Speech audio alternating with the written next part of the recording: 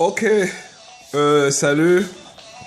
Nous sommes dimanche et nous sommes rendus, je crois, à 13 heures.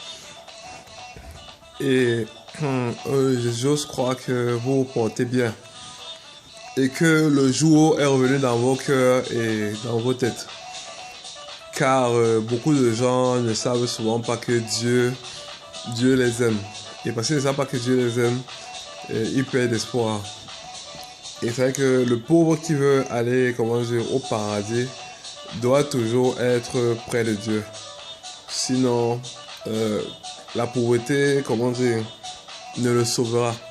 Car Dieu est près du pauvre. Ok, aujourd'hui, je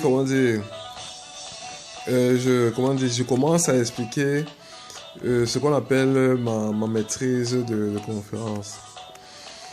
Ok, je ne sais pas s'il faudrait que je fasse des PowerPoint pour étayer. C'est vrai que des PowerPoint avec vidéo et comment dire, explication. Parce que au-delà de ma maîtrise de conférence, je peux aussi évaluer certains systèmes de jeu. Et c'est vrai que si, comment dire, l'évaluation, c'est vrai que si peut-être vous voulez acheter un joueur, il faut que le joueur comprenne, comment dire, votre système de jeu. Et à travers, comment dire, des vidéos adaptées à votre système de jeu, il a, comment dire, on lui donne des phases de jeu où il doit donner, comment dire, la solution préférentielle. Donc, c'est un peu ça.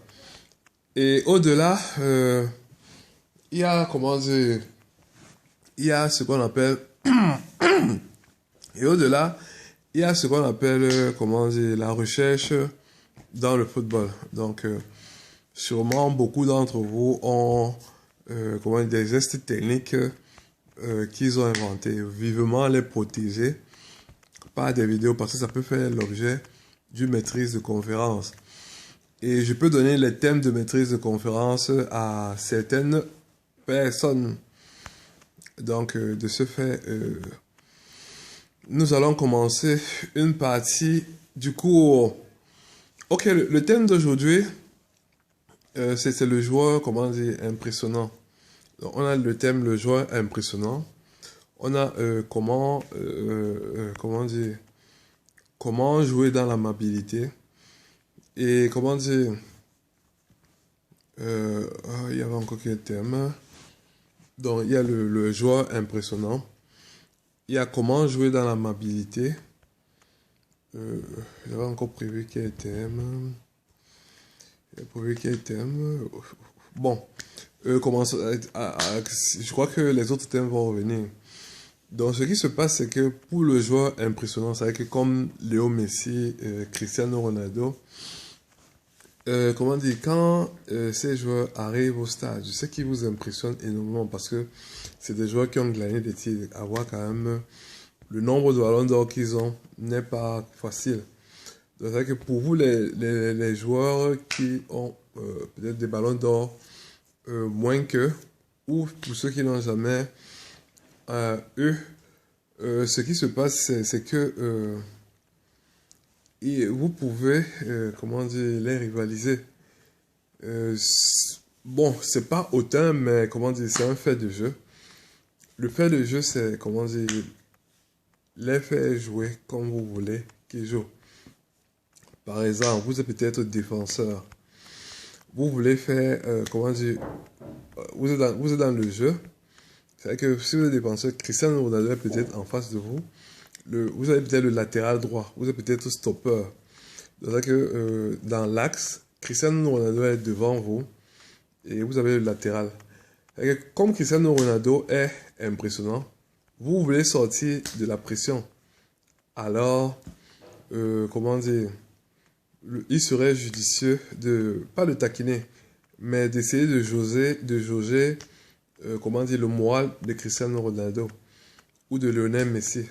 Comment ça peut se faire? Donc, si vous êtes peut-être stopper, vous êtes en train de sortir le ballon, Cristiano Ronaldo en face de vous, peut-être à 2-3 mètres.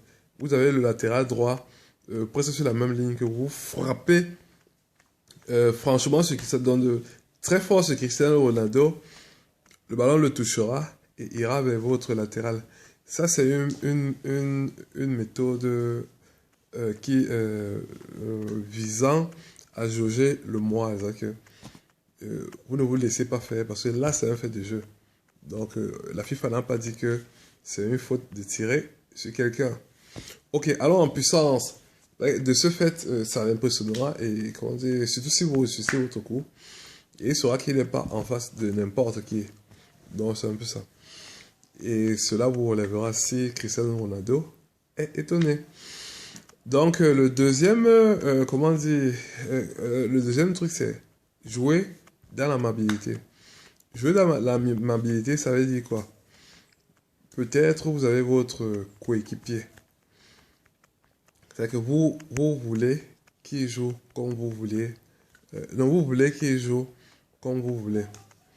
Donc, c'est-à-dire que moi, je veux que mon coéquipier joue comme je veux. Et il y a plusieurs façons. Donc, tout ça, on observe, on les connaît. C'est-à-dire que moi, je suis avec mon coéquipier et je sais que mon coéquipier est droitier. Donc, ce que je fais, je joue avec mon coéquipier sur son pied droit. Parce que je sais qu'il est droitier. Ça, c'est une façon de le faire jouer comme on veut. C'est-à-dire que si peut-être moi je joue sur le pied gauche, sachant qu'il est droitier, et devant toujours lui donner ça sur le pied droit, alors jouant sur le pied gauche reviendrait à dire que je voudrais, je voudrais qu'il joue comme je veux. Donc là, c'est des trucs très simples pour le départ. Allons en puissance. C'est que si peut-être vous avez votre latéral, comment dire, il court, de façon lente. Il joue de façon lente. Vous voyez sa vitesse, elle est de façon lente. Et vous jouez un ballon très rapide afin de changer sa vitesse. Donc là, vous voulez qu'il joue comme vous aimeriez qu'il joue. Allons en puissance. Et comment dire, comme nous sommes dans le foot, dans la maîtrise de football, joueur de champ, il y a ce qu'on appelle, d'autres matières qui permettent, d'élever le QI des apprenants ou des sportifs. Nous avons peut-être la géographie du football. Nous avons l'histoire du football. Nous avons peut-être la physique du football, la chimie du football. Nous avons la finance dans le football. Nous avons le marketing dans le football. Nous avons, la publicité. En fait, toutes les matières, on peut les affecter au football. Et c'est vrai qu'on peut créer des cours pour faire,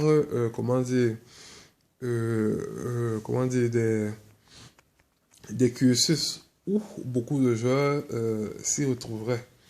Là, c'est une alternative. C'est qu'on peut faire des écoles de football où on apprendrait la géographie du football, l'histoire du football, la physique du football. Par exemple, la physique du football. On peut peut-être vous dire qu'un joueur va peut-être à 15 km/h sur une longueur de 60 mètres. Il y a un autre joueur placé, sur la base commençante. Sur la base commençante, perpendiculairement à, à la trajectoire qui suit. Peut-être 60 mètres aussi. On te dit, si le joueur, parce que là, on a un truc comme ça. Donc, en fait, voici, on a un truc comme ça. Je sais pas si vous voyez. Donc, si vous voyez, on a un truc comme ça. Donc, c'est que, on a une longueur et une largeur. Bon, là, c'est une longueur et une longueur. Ça veut dire que ça fait 60 mètres, 60 mètres. Et on vous demande si peut-être moi qui suis placé au point A d'une longueur et les joueurs placés peut-être à la moitié de la longueur, à 30 mètres, parce que moi je suis à 60 mètres, lui il est à l'autre longueur à 30 mètres. Si moi je donne une trajectoire allant de A à B, parce qu'il y a A, B, C. Donc, si je donne une trajectoire de A à C, d'une vitesse, donc au ballon, de peut-être 60 km/h, et le joueur allant de la trajectoire la trajectoire de la trajectoire B à C à une vitesse de 15 km/h, moi je donne à la balle une, comment dire, alors je donne à la balle une, comment dire, une trajectoire AC à une vitesse peut-être de 30 km/h. Est-ce que le joueur qui va à 15 km/h sur une trajectoire B, C, et qui se trouve à 30 mètres, car la trajectoire B, C est de 60 mètres, est-ce que ce joueur pourra, comment dire, rattraper ce ballon à, comment dire, si il va à la vitesse de 30 km/h? Donc ça, c'est des exercices qu'on peut sommer peut-être aux étudiants. Donc, allant un peu plus fort, ce qui se passe, c'est que là, c'est juste niveau BPC. Niveau BPC ou, c'est pas, seconde. Oui, parce que là, c'est en seconde qu'on commence à voir la vitesse et la distance. Parce que là, je crois que c'est troisième, vitesse et distance. Parce que là, c'est encore très simple. Si on parle des paraboles et des matrices adjacentes et sous-adjacentes, bon, là c'est autre chose. Bon, en parlant de faire jouer l'ABC comme on voudrait qu'on joue, il est préférable dans un premier temps d'essayer comment dire, de connaître d'abord comment dire, son joueur, son coéquipier. C'est vrai que savoir s'il est droitier, savoir s'il aime jouer de la tête, savoir, et quand on joue le jeu de la tête, si c'est à droite ou à gauche, savoir s'il aime amortir, savoir où il aime, comment dire, ses aptitudes. Et alors, si ton joueur est droitier, lorsque tu joues sur le pied gauche, tu le fais jouer comme tu voudrais comme il voudrait. Tu le fais jouer comme tu voudrais qu'il joue. Si peut-être le joueur, comment dire, aime jouer avec le côté gauche de la tête et que tu lui donnes du côté droit, alors tu voudrais qu'il joue ainsi de suite. Donc c'est un peu ça.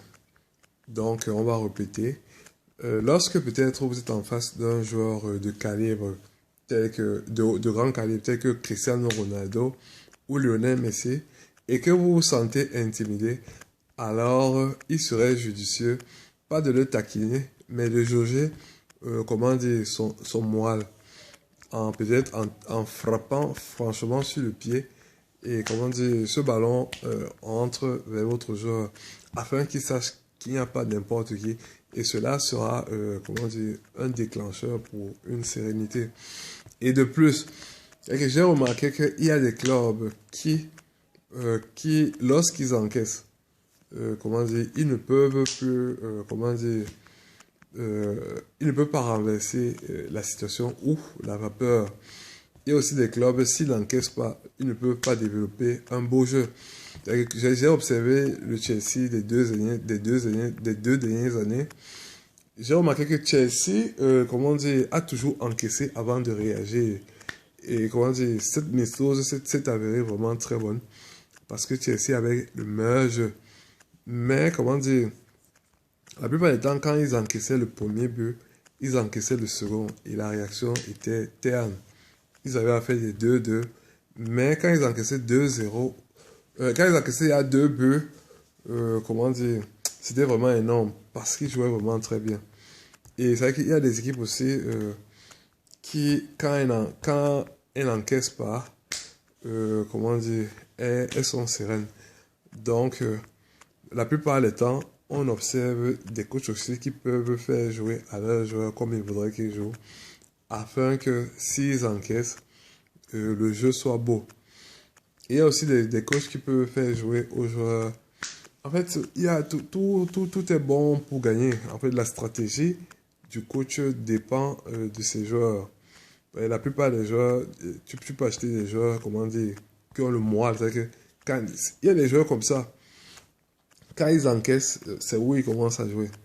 Donc, et à chacun sa tactique. Donc, observez beaucoup et, comment dire, poster. Car le football, comment dire, c'est pour tout le monde. Bonjour à Samuel Eto'o-Fils, comment dire, le meilleur joueur du, le meilleur joueur du Cameroun, après Roger Mila. Ah, mais c'est ce que les gens disent. Donc, bonne journée.